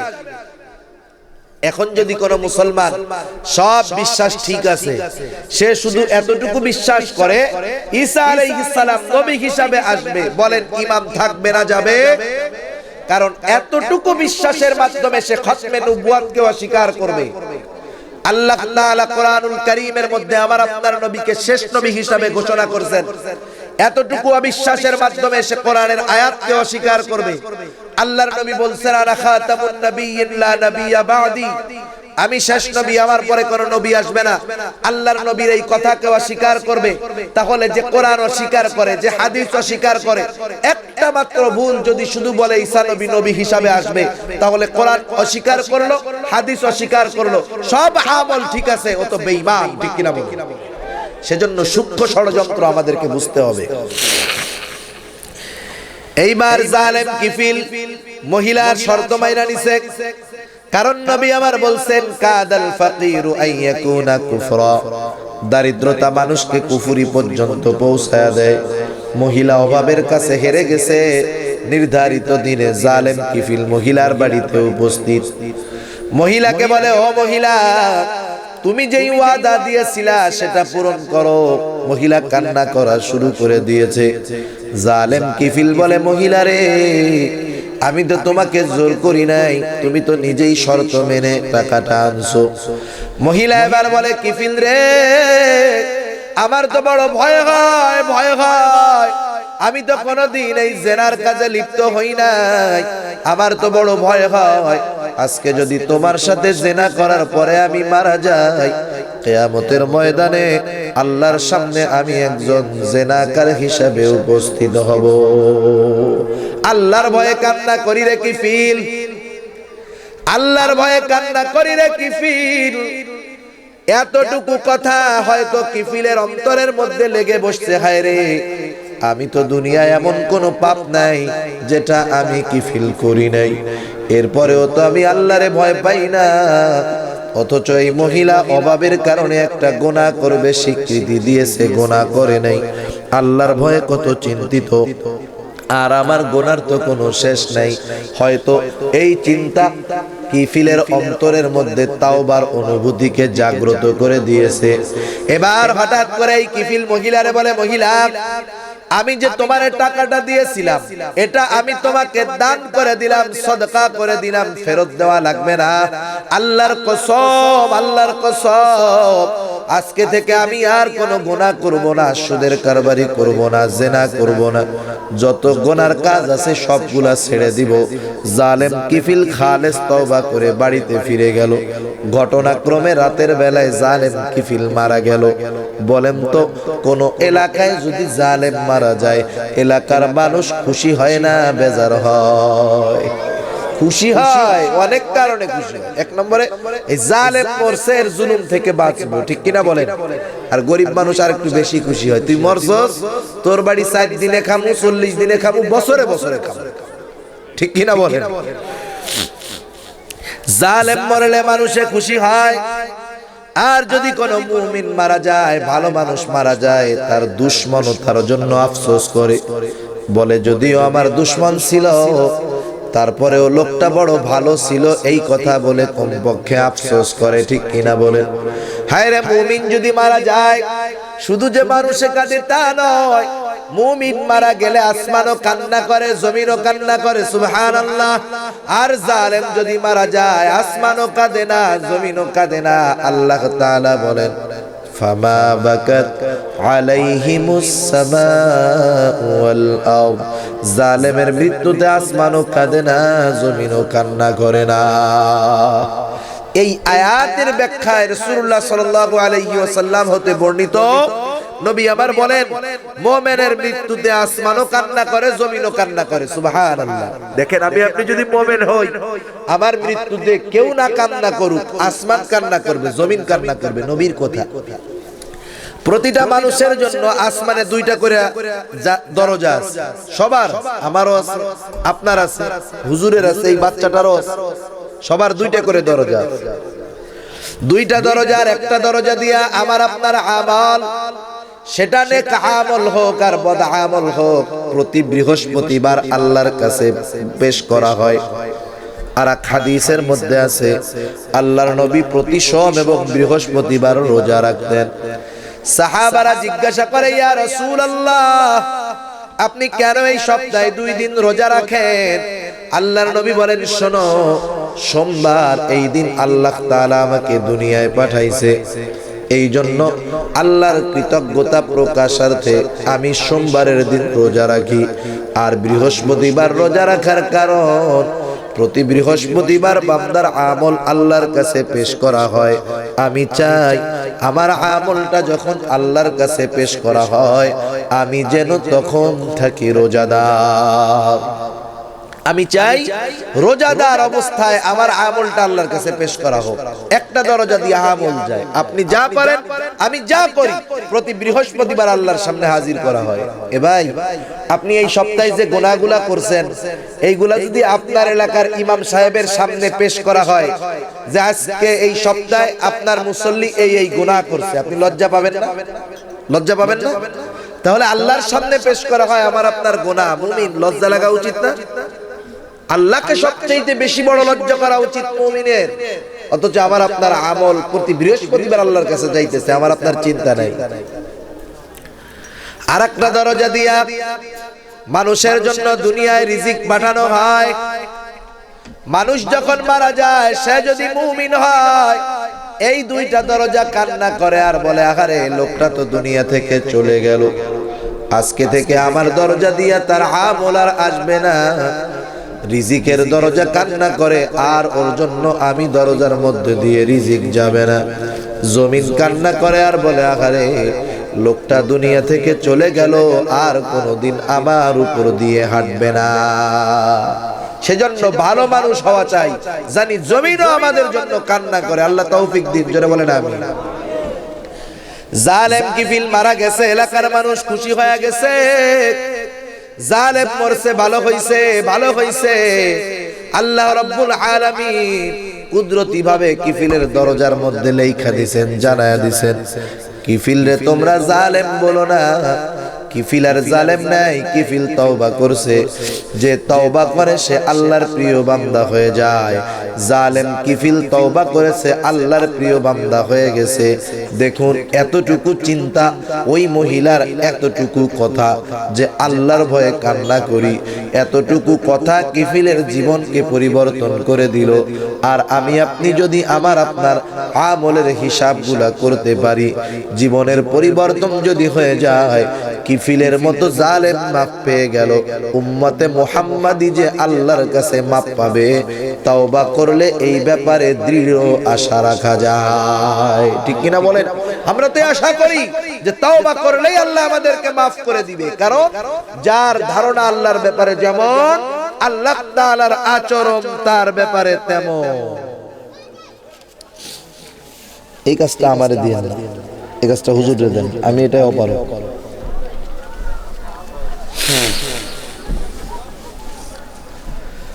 তাহলে আল্লাহর ব্যাপারে যার ধারণা যেমন, আল্লাহর তার সাথে আচরণটা তেমন। ঠিক কিনা বলেন? সেজন্য বুঝতে হবে ভাই, জালেম কিফিলের জীবনটা পরিবর্তন হয়ে গেছে এতটুকু চিন্তায়। তুমি যুবক ভাই প্রতিদিন চিন্তা করো, তোমার মতো কত যুবক রাস্তায় অ্যাক্সিডেন্টে মারা যায়, দুর্ঘটনায় মারা যায়, স্ট্রোক করে মারা যায়। চিন্তা করো আমাকেও তো মরতে হবে। এই অনুভূতি অন্তরের মধ্যে রাখো, আমলের হিসাব করো, আশা করা যায় তাওবা নসিব হবে, মুত্তাকি মুমিন হয়ে যেতে পারবা। কারণ জীবনের হিসাবটা হলো এইরকম, আমি আপনি যদি দৈনন্দিন নিজের আমলের হিসাব করতে পারি, একটা সময় রাতের বেলায় হিসাব করব, হয়তো দেখতে পাবো যে আমি সারাদিন হিসাবের পরে কবিরা গুনাহ বহুত দূর, সগীরা গুনাহও টুকায়া পাই না। সুবহানাল্লাহ। কারণ কি? কারণ বান্দা নেক আমল করলেই সগীরা গুনাহ মাফ হয়। বান্দা যদি কিছুর সাথে ধাক্কা খায়, সগীরা গুনাহ মাফ হয়। আল্লাহ বলেন, ইন্নাল হাসানাত ইউযহিবুনাস সাইয়্যাত, নিশ্চয়ই ভালো খারাপটাকে মিটায় দেয়। সুবহানাল্লাহ। কেমন ভাবে মিটায়? এই আয়াতের তাফসীরে রাসূলুল্লাহ সাল্লাল্লাহু আলাইহি ওয়াসাল্লাম বলেন, বান্দা যখন ফজরের নামাজ আদায় করে, যোহরের নামাজ আদায়ের জন্য যখন ওযু করা শুরু করে, সাথে সাথে ফজর থেকে নিয়ে যোহর পর্যন্ত যত সগীরা গুনাহ হয় সব আল্লাহ মাফ করে দেয়। আসরের জন্য যখন ওযু করে, যোহর থেকে নিয়ে আসর পর্যন্ত যত সগীরা গুনাহ হয় আল্লাহ মাফ করে দেয়। মাগরিবের জন্য ওযু করে, আসর থেকে নিয়ে মাগরিব সব সগীরা গুনাহ মাফ। এশার জন্য ওযু করে, মাগরিব থেকে নিয়ে এশা পর্যন্ত সব সগীরা গুনাহ মাফ। এইবার রাতের বেলা খেয়ে দিয়ে ঘুমাতে যায় আর মনে মনে নিয়ত করে, আল্লাহ যদি বেঁচে থাকি ফজরের নামাজটা জামাতের সাথে আদায় করব। এই যে চিন্তা করে রাতের বেলা ঘুমায়, এতটুকু চিন্তা, ভালো চিন্তা তার রাতের ঘুমটাকে নফল ইবাদতে পরিণত করে দেয়। হিসাব করলো সব নেক আমল। তাহলে তিনটা পদ্ধতি আপনাদের খেদমতে বললাম। এক নাম্বার, আমি আপনি যদি মুত্তাকি হতে চাই, কারণ প্রতিটা মুমিনের মুত্তাকি হওয়া দরকার, ঠিক কিনা বলেন? যুবক হোক বৃদ্ধ হোক মুত্তাকি হতেই হবে। যদি না হওয়া হয় হব ফাসিক। কোন মুমিন ফাসিক হইতে চায় না, গুনাহগার হতে চায় না, মুত্তাকি হতে চায়। আমাকে আপনাকে মুত্তাকি হতে হলে এক নাম্বার, সর্ব অবস্থায় এই চিন্তা মাথার মধ্যে আনতে হবে, আমি যা বলি যা করি সব দেখেন শোনেন কে। দুই নাম্বার, সঙ্গী বানাবো ভালো, যেই সঙ্গীর সাথে মিশলে আমার আল্লাহর কথা মনে হয়, নামাজের কথা মনে হয়। যেই বন্ধুর সাথে মিশলে বিড়ির কথা মনে হয়, যেই বন্ধুর সাথে মিশলে সিগারেটের কথা মনে হয়, এমন বন্ধুর সাথে মিশবো না। তিন নাম্বার, আমি আমার জীবনের আমলের হিসাব নিকাশ করব। যদি এই তিনটা জিনিস আমি করতে পারি, আশা করা যায় আমরা মুত্তাকি হতে পারবো। এখন যদি মুত্তাকি হই রে মুমিন, লাভ তো অনেক, দুনিয়ারও লাভ আছে, আখিরাতেরও লাভ আছে। কোন মুমিন যদি মুত্তাকি হয়, দুনিয়ার সব চিন্তা আল্লাহ দূর করে দেয়, সুবহানাল্লাহ। কোন মুমিন যদি মুত্তাকি হয়, আল্লাহ তাআলা তাকে সুপ্রিম পাওয়ার দান করে। কোন মুমিন যদি গুনাহ ছাড়ার অভ্যাস করতে পারে, আল্লাহ তাআলা তাকে এমন রূহানি শক্তি দেয় যে এমন কোন জায়গায় যদি সে গুনার ফাঁদে আটকে যায়, আল্লাহ রাব্বুল আলামিন ওই কঠিন জায়গা থেকে গুনাহ মুক্ত করে বাঁচায়া আল্লাহ তাআলা তারে উদ্ধার করে নিয়ে এসে, সুবহানাল্লাহ, বিপদ থেকে বাঁচায়া দেয়। হযরত ওমর রাদিয়াল্লাহু তাআলা আনহুর জামানার ঘটনা, এক যুবক মুত্তাকি যুবকের ঘটনা। এই যুবকের ঘটনা আসছে যে কিতাবের মধ্যে, কিতাবটার নাম হলো মান আশা বাদাল মাউত। আবু বকর ইবনে আবি দুনিয়া রাহমাতুল্লাহি আলাইহি লিখছেন। উনি লিখছেন খলিফা ওমরের কাছে একটা যুবক ছেলে থাকতো আসহাবে সুফার মধ্যে। যুবক মানুষ, দুনিয়ায় ওর কেউ নাই, খালি ওর আব্বা বেঁচে আছে। প্রতিদিন এশার নামাজের পর ওর আব্বার কাছে গিয়া যা কিছু প্রয়োজন সব ব্যবস্থাপনা করে দিয়ে আবার মসজিদে নববীতে চলে আসে। হযরত ওমরের কাছে কাছে থাকতো। আর যুবক মানুষ, সে যদি নেককার হয় সবাই তারে ভালোবাসে, ঠিক না? বুড়া মানুষ তো পনে মরা, ওটা ভয়ে এমনিই নামাজ পড়ে। যখন দাড়ি পেকে যায়, গায়ে বল থাকে না, চামড়া ঘুষায় যায়, তখন চিন্তা করে হায় রে মরছি ভাব, একটু সেজদা টেজদা আল্লাহ বিল্লাহ কিছু করি। কিন্তু যুবক মানুষ, ওর তো দৈহিক শক্তি আছে, গুনাহ করার মতো ক্ষমতা আছে, পাপ করার মতো ক্ষমতা আছে। ও যদি পাপ বাদ দিয়ে নেকের কাজ করে, নামাজি হয়, এলাকার সব মানুষ যুবকটারে ভালোবাসে, পছন্দ করে, ঠিক কিনা বলেন? এই যুবকটা মুত্তাকি যুবক, হযরত ওমরের খুব ভালোবাসে, কাছে কাছে সামনে সামনে বসে যুবকটা। কিন্তু সমস্যা হলো, এই যুবক যখন রাতের বেলা এশার নামাজের পর তার বাবার সাথে দেখা করার জন্য যায়, প্রতিমধ্যে একজন দুশ্চরিত্রা মহিলা ওই যুবকটাকে ডিস্টার্ব করে। সে যুবকটারে একা একা চায়, নিরিবিলি চায়, নিভৃতিতে চায়, যুবকটার সাথে তার কামনা বাসনা পূরণ করতে চায়।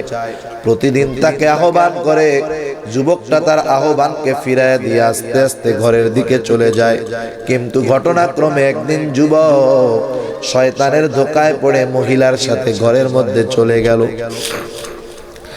যখন ঘরের মধ্যে গেছে, মহিলা তো আজকে খুশি যে আমার প্রিয়জনের কাছে পেয়ে গেছি, কি আনন্দের দিন। গোলামকে ডাক দিয়ে বলে, ও গোলাম, বাজারে যাও, ভালো মন্দ ফল কিনে আনো, সুগন্ধি কিনে আনো, আজকে আমার আনন্দের দিন। আমার প্রিয় লোক আমার কাছে আসছে, আজকের মতো খুশির দিন আর নাই, তুমি জলদি করে বাজারে যাও। গোলামকে বাজারে পাঠাইয়া ওই মহিলা যুবক রেনিয়া অন্দর মহলের দিকে রওনা হয়ে গেল। যখন একেবারে শেষ ঘরের ভিতরে ঢুকলো, হঠাৎ করে যুবকটা অজ্ঞান হয়ে পড়ে গেল। যতই আনন্দ হোক, বিয়া বাড়ি, আনন্দের বাড়ি, হাজার হাজার মানুষ আনন্দ করতেছে, যাকে কেন্দ্র করে আনন্দ সে হলো কনে মেয়ে। সবার কানে যখন খবর আসে মেয়েটা অসুস্থ হয়ে গেছে, বলেন তো হাজার মানুষের আনন্দ থাকবে নাকি মাটি হয়ে যাবে? যাকে উদ্দেশ্য করে এই আনন্দ সেই অজ্ঞান, অবস্থা খারাপ, কোথাকার নাচ গান, এখন কোরআন শরীফ পড়া শুরু করে দিবে, ঠিক কিনা বল? যুবকটা অজ্ঞান হয়ে গেছে, মহিলার আনন্দ মাটি। মহিলা চিন্তা করতেছে, হায় রে, এই যুবকটা যদি আমার ঘরের মধ্যে মারাই যায় আর আমি যদি ধরা খেয়ে যাই, আর উপায় নাই। গোলাম আসছে, গোলাম রে বলে ফল রাখ, সুগন্ধি রাখ, আগে ধর। দুইজনে মিলা ধইরা টানাটানি কইরা যুবকটারে যুবকের বাবার ঘরের সামনে ফালায় রাইখা আসছে। প্রতিদিন সন্তান রাতের বেলা আসে, আজকে খবর নাই। বৃদ্ধ চিন্তিত হয়ে গেল, কি ব্যাপার, সন্তানের কোনো বিপদ হলো কিনা। খোঁজ নেওয়ার জন্য যখন দরজা খুলে বৃদ্ধ বের হতে যায়, দেখে তার কলিজার টুকরা সন্তান তার ঘরের সামনে অজ্ঞান হয়ে পড়ে আছে। লোকজন ডাকাডাকি করে যুবকটারে ঘরে তোলা হলো। দীর্ঘ সময় চেষ্টার পরে যুবকের হুঁশ ফিরে আসলো। হুঁশ ফিরলে কি হবে? যুবকের চোখে শুধু কান্না আর কান্না, কিছু বলে না। মানুষেরা জিজ্ঞাসা করে, রে যুবক, কিভাবে এমনটা হলো? কিভাবে তুমি অজ্ঞান হলা? কিভাবে এইখানে আসলা? বারবার জিজ্ঞাসা করার পরে যুবকটা একজনের কাছে বলে, চাচা, ঘটনা হলো এই মহিলা আমাকে প্রতিদিন ডিস্টার্ব করতো, তাকে আমি প্রতিদিন ফিরাইয়া দিতাম। একটা দিন আমি আজকে শয়তানের ধোকায় পড়ে ভিতরে ঢুকে গেলাম, শয়তানের ধোকায় পড়ে ভিতরে ঢুকে গেলাম। আমি তার নিকটবর্তী হওয়ার মতো অবস্থা, তখন কেউ নাই। হঠাৎ করে আমি অজ্ঞান হয়ে গেছি, আমার আর কিছু মনে নাই। লোকটা চিন্তা করে, হায় রে, এটা কিভাবে সম্ভব? সেখানে তো গোনা ঠেকানোর মতো কেউ ছিল না, বাধা দেওয়ার কেউ ছিল না। কেমন ভাবে তুমি অজ্ঞান হলা? শেষ অবস্থার কথাটা একটু আমাকে বলো। অনেক চিন্তা করে ছেলেটা বলে, চাচা, সর্বশেষ আমি যখন তার ঘরের মধ্যে ঢুকলাম, কোরআনুল কারীমের একটা আয়াত মনে পড়ে গেল। ওই আয়াতটা মনে পড়ার সাথে সাথে আমি অজ্ঞান হয়ে গেলাম। বলে, বেটারে, কোন আয়াত তোর মনে পড়ছে যার কারণে তুই অজ্ঞান হয়ে গেলি?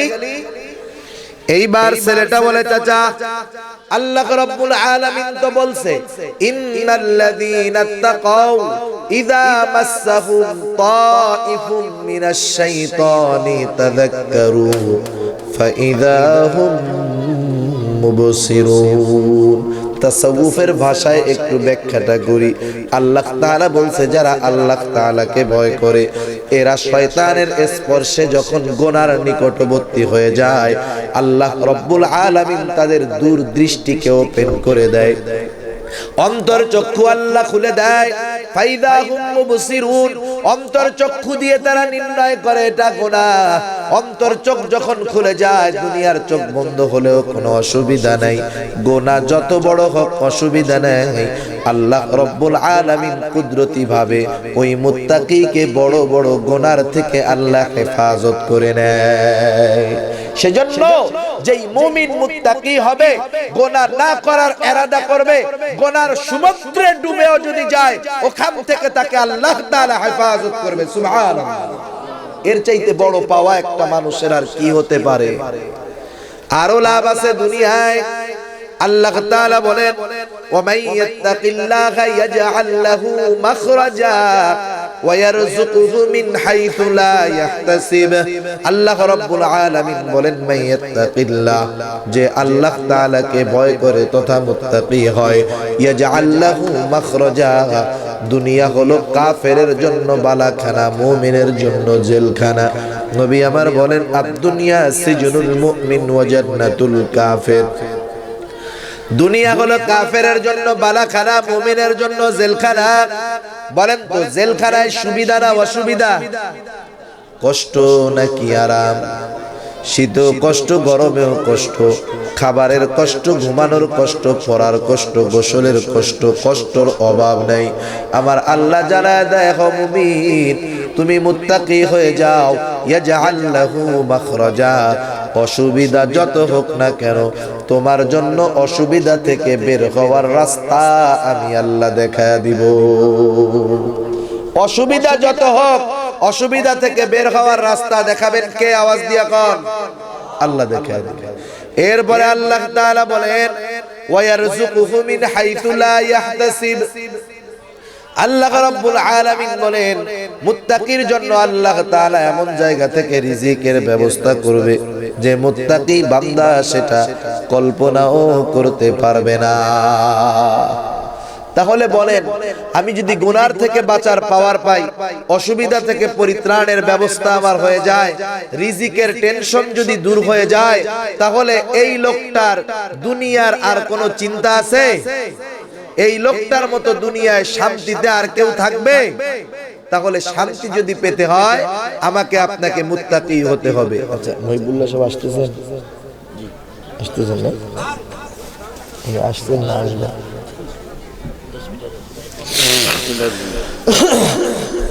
তাহলে এই বিষয়গুলা যেই মুমিন পেল তার কোনো চিন্তা আছে? তার কোনো চিন্তা নাই, তার কোনো টেনশন নাই। দুনিয়াটা তার জন্য একটা জান্নাত হয়ে যাবে, ঠিক কিনা বলেন? দেখেন, একটা ঘটনা মনে পড়লো, শুনাই। সম্ভবত সুয়ারুম মিন হায়াতিত তাবিঈন একটা কিতাব, এই কিতাবের মধ্যে আছে আল্লাহ তাআলা যদি চায় এমন জায়গা থেকে মুমিনের রিজিকের ব্যবস্থা করতে পারে মুমিন কল্পনাও করতে পারে না। অনেক দিন আগে মিশরের একবারে শেষ প্রান্তে একটা যুবক ছিল, ও আর ওর মা বাইচে ছিল দুনিয়ায়। বাপ মারা গেছে, কিছু সম্পদ রেখে গেছে।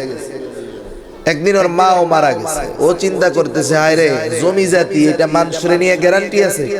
মানুষ যে কোনো সময় এটা দখল দিয়ে দিতে পারে, কারণ আমার আত্মীয় স্বজন কেউ নাই। ও মনে মনে সিদ্ধান্ত নিল, আমি আমার বাবার রেখে যাওয়া সম্পদ দিয়ে এমন কিছু সম্পদ অর্জন করব যেই সম্পদগুলা কেউ কেড়ে নিতে পারবে না। এমন সম্পদ আছে না দুনিয়ায়? দেখেন, সচ্চরিত্র এমন একটা সম্পদ আপনার জীবন নিয়ে যাবে কিন্তু চরিত্র নিতে পারবে না, ঠিক কিনা?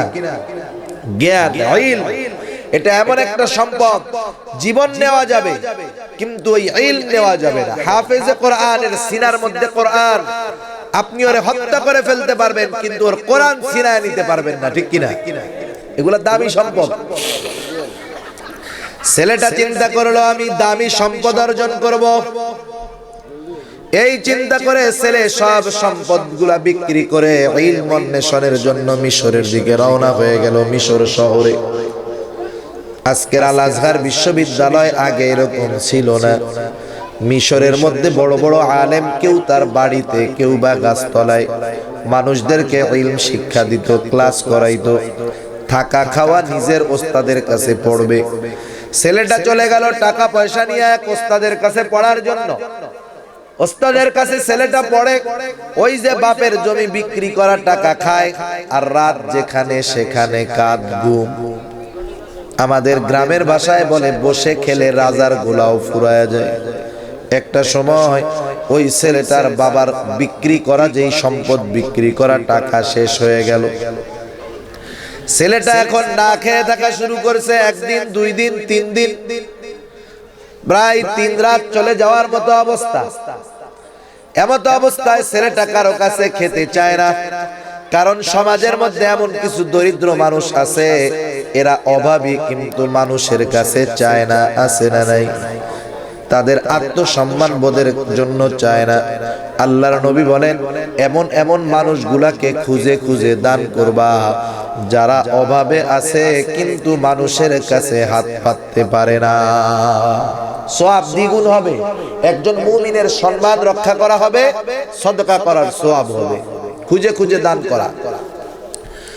এবার এই ছেলেটা আত্মসম্মান বোধে বাঁধে। 2 দিন 1.5 রাত অতিবাহিত হয়ে গেছে, পেটে কোনো খাবার নাই, শুধু পানি খেয়ে আছে। শেষ রাত্রে চিন্তা করতেছে, সবাই যখন ঘুমায়া যাবে আমি বাজারে গিয়া যা পাই কুড়ায় খাবো। এই চিন্তা করে ছেলেটা গভীর রাত্রে বাজারে গেল। যায় দেখে খাবার দাবার কোথায়, কিচ্ছু নাই, পুরা পরিষ্কার। এইবার ছেলেটা চিন্তা করতে করতে অন্য মনস্কা হয়ে বাজারের প্রান্ত ছেড়ে লোকালয়ের মধ্যে ঢুকে গেল। হাঁটতে হাঁটতে সরু একটা গলির মধ্যে ঢুকছে, দেখে শেষ প্রান্তে একটা ঘরে আলো জ্বলতেছে। ওই আলো জ্বলা ঘরের কাছে যায়া দেখে হায় রে, এটা তো একটা সুন্দর সম্ভ্রান্ত পরিবারের রান্নাঘর মনে হয়। রান্নাঘরের মধ্যে হরেক রকমের খাবার, ভিতরে বাতিও জ্বলে, দরজাও খোলা। হয়তো বাড়ির মালিক ভুলে দরজাটা আটকায় নাই, বাতি নিবায় নাই। এমনিই তো লাগছে খিদা, আরো যদি দেখে খাবার, খিদা বাড়বে না কমবে? বাড়বে না। ক্ষুধায় খাবারের প্রতি আগ্রহ সৃষ্টি করে দিবে। রোজার মাসে যারা বিড়ি খেয়ে রোজা রাখে, আছে না বিড়ি খোর, রোজা রাখে না, ও ইফতার করার আগে বিড়িতে টান মারার ধান্দা করে, ঠিক কিনা বলেন? ও পানি এক গ্লাস কোনো মতে খাই, তাড়াতাড়ি দে, তাড়াতাড়ি, কারণ ওইটার প্রতি ওর আগ্রহ, নেশা, যার কারণে ইফতারিতে ছোলা বুট না খাইলেও অসুবিধা নাই, কিন্তু বিড়ি খাইতে হবে। ক্ষুধা দেখলে, খাবার দেখলে ক্ষুধা বাড়ে। ছেলেটা তো খাবার দেখছে, মনের অজান্তেই খাবারের কাছে চলে গেছে, হাত দিয়া খাবার নিবে। ইতিমধ্যে ওর মনে পড়ে গেছে, হায় রে, আমারে তো আমার ওস্তাদ কিছু ওয়াজ করছিল, নসিহত করছিল, এর মধ্যে একটা নসিহত, কারো খাবার না বলে খাবা না, আল্লাহরে ভয় করবা, কারো খাবার কিন্তু না বলে খাবা না, যদি খাও তুমি আলেম হইতে পারবা। মনে মনে চিন্তা করে সবকিছু সাইডে বিক্রি কইরা আলেম হইতে আসলাম, এখন সামান্য একটু খাইয়া যদি আলেম না হইতে পারি, যা এমন খাওয়ান ভাত পানি খেয়েই থাকি। নিজেরে বুঝ দিয়া পানি খেয়ে ঘুমায় আছে ছেলেটা। পরের দিন ফজরের নামাজের পর ওস্তাদের ক্লাসে বসছে। একটু পরে একটা ছোট বাচ্চা এসে বলে, ওস্তাদ আপনাকে একটা মহিলা ডাকে, দূরে দাঁড়ায় আছে, পর্দানিশীন মহিলা। মহিলা ডাকতেছে, ওস্তাদ চলে গেলেন মহিলার কাছে, দীর্ঘ সময় কথা বলে ফিরলেন। আসার পর ওস্তাদের মুখে কোনো কথা নাই, নীরব ভাবে ওস্তাদ বসে আছেন, কোনো কথা বলেন না। দীর্ঘ সময়ের নীরবতা ভেদ করে ওস্তাদ বলতে চাই, তোদের মধ্যে কেউ আসস নাকি বিবাহ করবি? কোন স্যার যদি ক্লাসের মধ্যে ছাত্রদেরকে বলে বিয়ে করবি নাকি, কোন ছাত্রর যদি 4টে বিয়ে করতেও মনে চায়, ও বলবে না স্যার, কি বলেন, আমি ছোট মানুষ, আমি নাবালক বাচ্চা, অথচ উনি প্রেম করে 15টা, আছে না নাই? ওনার সিমের অভাব নাই, ইমোতে ফেসবুক অ্যাকাউন্টের অভাব নাই। এমন অনেক যুবক আপনাদের এলাকায় একটা না ডজন ডজন খুঁজে পাওয়া যাবে, ঠিক কিনা? বলবে না স্যার, আমি নিজের পায়ে দাঁড়াইতে পারি নাই, বিবাহ করবো কেমন, এখনো আব্বার পা দিয়ে দাঁড়ায় আছি। কেউ কোনো কথা বলে না, চুপ। যুবক মানুষটা ওরে বলে, এই বেটা তুই বিয়ে করবি? ও মনে মনে কে হুজুরে কয় কি, আমি 2 দিন 2 রাত না খাইয়া আছি, এখন বিয়ে করবো? ও বলে, না ওস্তাদ, বিবাহ করার অ্যাবিলিটি আমার নাই। এবার ওস্তাদ বলে, বেটা তুমি যদি বিবাহ করো, ওই যে মহিলা আমার কাছে আসছে, ওই মহিলা হলো আমার একজন বন্ধুর স্ত্রী। তার স্বামী কিছুদিন আগে দুনিয়া থেকে চলে গেছে, মারা যাওয়ার সময় ওসিয়ত করে গেছে, আমি জানি তাদের পরিবারের অভিভাবকত্বের দায়িত্বটা গ্রহণ করি। শুধু তাই নয়, আমার বন্ধুর একটা বিবাহযোগ্য মেয়েও আছে, তার ওসিয়ত হলো মেয়েটাকে জানি আমার পছন্দের ছেলের সাথে বিবাহ দেই। যেহেতু ওর আম্মা আর মেয়ে আর কেউ নাই, ওদের ঘরে যদি একজন পুরুষ লোক থাকে, ওদের নিরাপত্তার ব্যবস্থা হলো, ঠিক না? কারণ একটা ফ্যামিলিতে যদি 50 জন মহিলাও থাকে, তাগড়া তাগড়া মহিলা, কিন্তু একটা পুরুষও নাই, বলেন তো এই পরিবারটা কি নিরাপদ? একটা পুরুষ যদি থাকে, একটা পুরুষ একটা পরিবারে থাকা মানে কি একটা খুঁটি থাকা, একটা নিরাপত্তার ব্যবস্থা থাকা। তা তুমি যদি তাকে বিবাহ করো, তাহলে তোমারও থাকা খাওয়ার ব্যবস্থাটা হলো, তুমি যদি রাজি থাকো, চলো মেয়েটাকে দেখে আসি। এবার ছেলেটা চিন্তা করে, হায় রে, আমার তো থাকা খাওয়ার ব্যবস্থার দরকার, ইলম শিখার দরকার, আমি যদি মেয়েকে দেখতে চাই, হিতে যদি বিপরীত হয়েই বসে, দেখা গেল আমাকে দেখে মেয়ের পছন্দ হলো না, তাহলে তো কাম সারা। ও কয়, ওস্তাদ দেখা টাকা লাগবে না, যা হয় হোক, আমি বিবাহে রাজি। ওস্তাদ বলে, চল ছেলেটারে নিয়ে বিবাহ পড়ায় রাইখা আসতে, কয় 2 দিন পরে আসবি। 2 দিন পর ছেলেটা উস্তাদের কাছে আইসা কান্না করে। ওস্তাদ বলে, কি ব্যাপার বেটা, কান্না করো কেন, বউ কি পছন্দ হয় নাই? ছেলেটা বলে, না ওস্তাদ, বউ পছন্দ হইছে, আল্লাহ তাআলা তো আমার স্ত্রীকে এমন সুন্দর চেহারা দান করেছে, আমি ইচ্ছায় অনিচ্ছায় অনেক সময় অনেক নারীর দিকে নজর চলে গেছে, কিন্তু আমি আজ পর্যন্ত আমার স্ত্রীর মতো সুন্দর চেহারার কোনো মেয়ে আমার চোখে পড়ে নাই। তাহলে কান্দোস কে? শাশুড়ি খারাপ নেই। কয়দিন আগে পুলিশ একটা আত্মহত্যা করছে জানেন? মরার আগে কি কইছে? হ্যাঁ হ্যাঁ, শাশুড়ি দেখা বিয়া হইল, নাইলে মরছ। মরার আগে সে স্ট্যাটাস দিয়েছে শাশুড়ি দেখে বিবাহ করো, শুধু মেয়ে দেখো না, কারণ মার যেমন ক্যারেক্টার অমনটাই মেয়ের মধ্যে আসবে, ঠিক কিনা বলেন? খোঁজ নিতে হবে, শুধু লাল দেখা যুবক ফাল মারিস না, জাহান্নামের মধ্যে গিয়া পড়ি। ওর কাছে তো পিস্তল ছিল, আত্মহত্যা করেছে, তুই কি করবি? কচু গাছের সাথে গলায় ধরে নিবি গিয়া। সেজন্য বিবাহের আগে তুমি চারটা জিনিস দেখে বিবাহ করে। আল্লাহর নবী বলেন, তুনকাহুল মারআতু লিআরবাঈন লিমালিহা ওয়া লিজামালিহা ওয়া লিহাসাবিহা ওয়া লিদীনিহা ফাযফার বিযাতিদ দীন। মানুষ দেখে সৌন্দর্য, সম্পদ, মানুষ দেখে বংশ, দিনদারিত্ব। আল্লাহর নবী বলেন, দিনদারিত্বকে প্রাধান্য দাও। দিনদারি নাই, বাকি তিনটা আছে, ও মেয়ের কোনো দাম নাই, ও ঘরে আনলে জাহান্নাম বানায় ফেলে, ঠিক কিনা বলেন? আল্লাহ না করুক, তকদিরে লেখা রাখছে, চেহারাও সুন্দর না, টাকা পয়সাও নাই, বংশ কোনো মতে আছে, মেয়েটা দিনদার, বিবাহ হয়েই গেছে। রাগ হইস না, হয়তো এই মেয়ের গর্ভ থেকে আল্লাহ তাআলা এমন সন্তান দান করবে যেই সন্তান তোমার দুই নয়নকে জুড়িয়ে দিবে, ঠিক কিনা বলেন? আর ওই যে রাজকুমারী বিবাহ করছো, ওর পেটের থেকে একটা বাইরেছে, ও বাবা ছাড়াও চলেই না, আছে না নাই? বের হইছে একটা, ওর বাবা গাজা, ফেন্সিডিল, ডাইল সব লাগে। ওর চেহারা যত সুন্দর হোক আর বউর চেহারা যত সুন্দর হোক, তুই তো বেটা একটা জাহান্নামের মধ্যে থাকবি, ঠিক কিনা বলেন? সেজন্য ছোট ভাই যারা আছো, বিবাহ করো নাই, এরা আগে দিনদারিত্ব দেখবা, তারপরে বাকিগুলা থাকলে তো সোনায় সোহাগা। প্রথম দেখতে হবে দিনদারিত্ব, ঠিক তো? নাইলে কিন্তু পুলিশের মতো অবস্থা হয়ে যাবে, আমরা এটা চাই না। তো যাই হোক, বলতেছে তোমার শাশুড়ি খারাপ। বলে না ওস্তাদ, শাশুড়িও ভালো। শাশুড়ি তো আমাকে এত মহব্বত করে, কেমন জানি আমি নতুন করে মায়ের আদর ফিরে পেলাম। তাইলে বেটা তুমি কান্না করো কেন? বলেন তো, মানুষ কি সব সময় দুঃখে কান্না করে? সুখেও কিন্তু কান্না করে, ঠিক কিনা বলেন?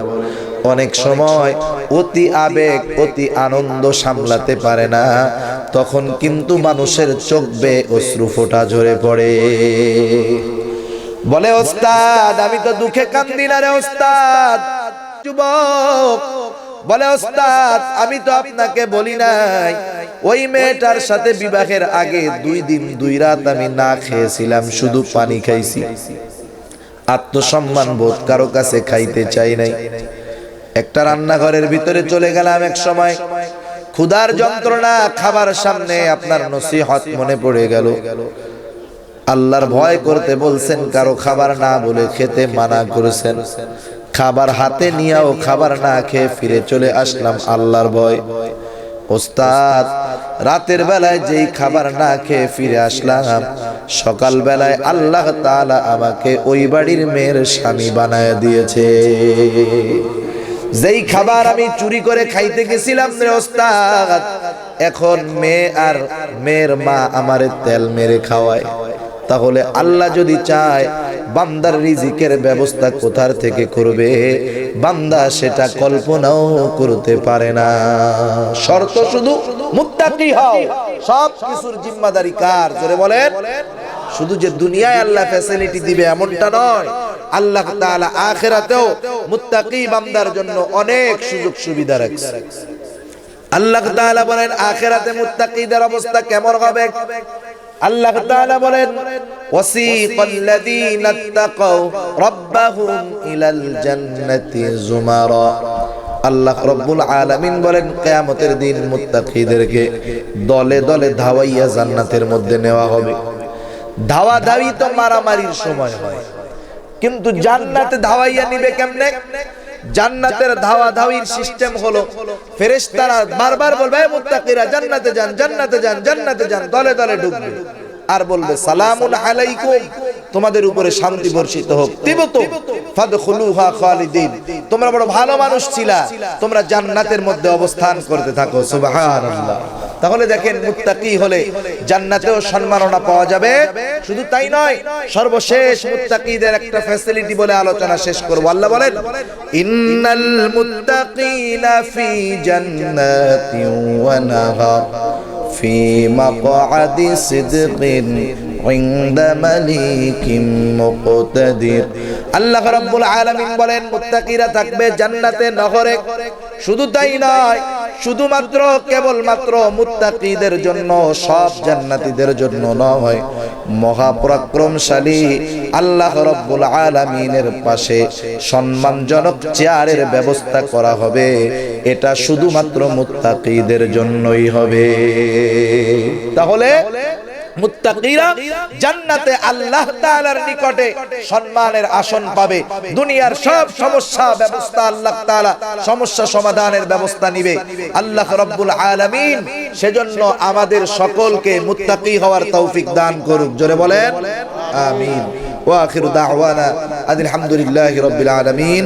আসসালামু আলাইকুম ওয়া রাহমাতুল্লাহি ওয়া বারাকাতুহু।